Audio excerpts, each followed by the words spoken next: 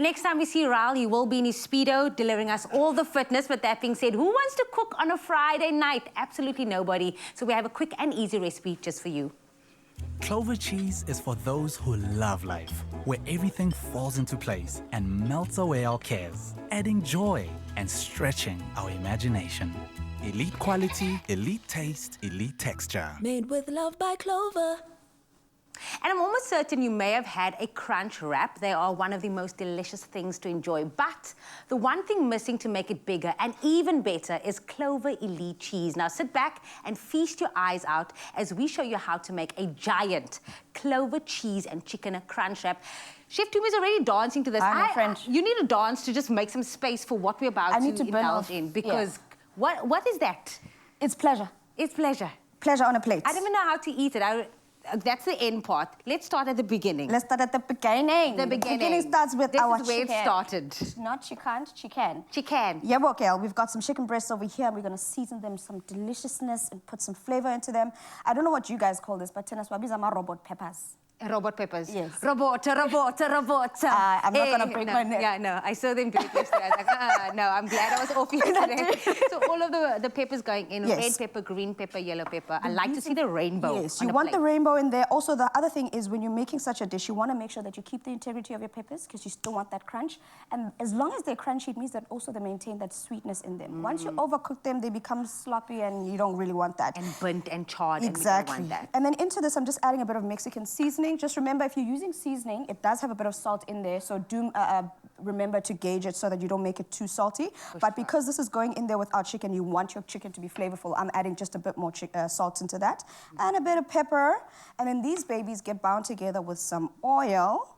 And then all we're going to do now is we want our chicken to cook up with all these flavors together in the oven. And then once it comes out, we're going to have this beautiful mixture. Ooh, nice and shredded. And then I obviously have the task of assembling it all together. So we took some 4 of these.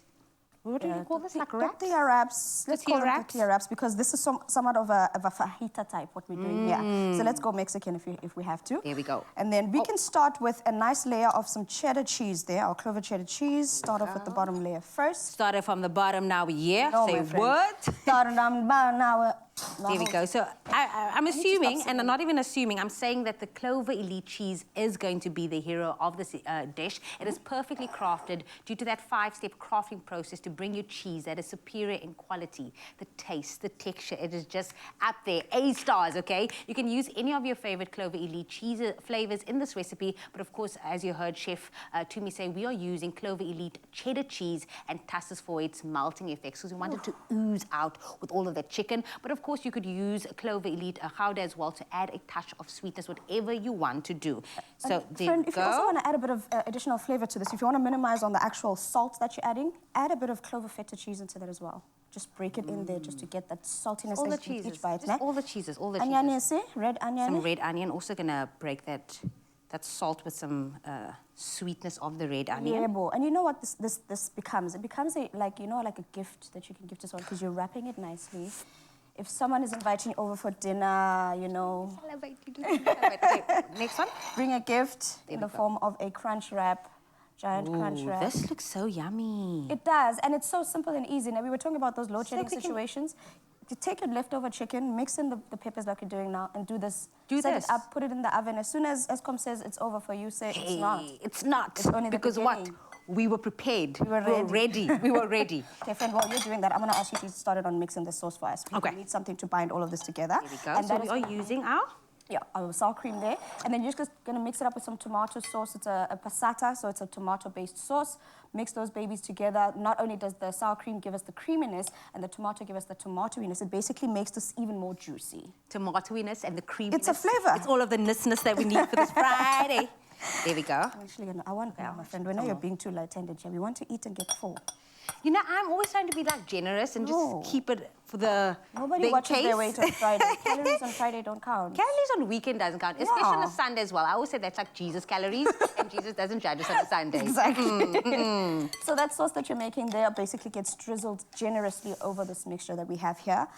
And the cheese doesn't stop there. We finish it off with some of our tasses. And obvious, funny crunch.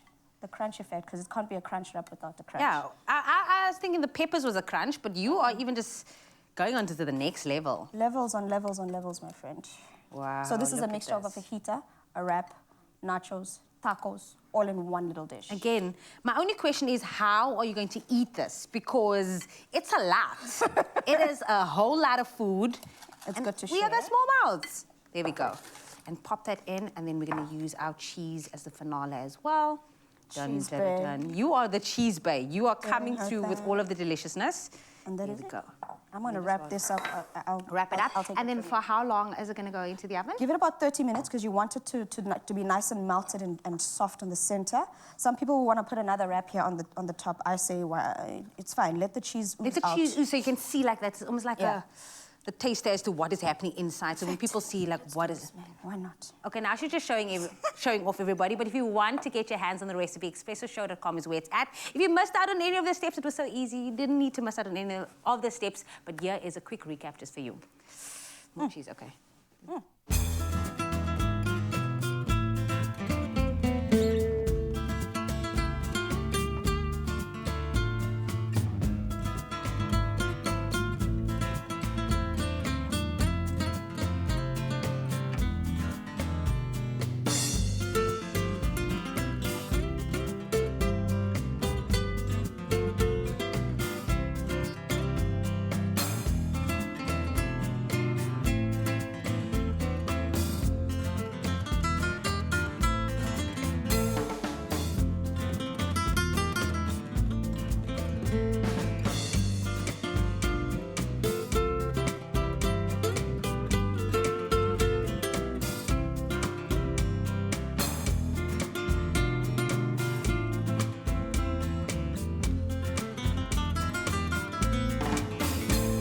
Made with love by Clover.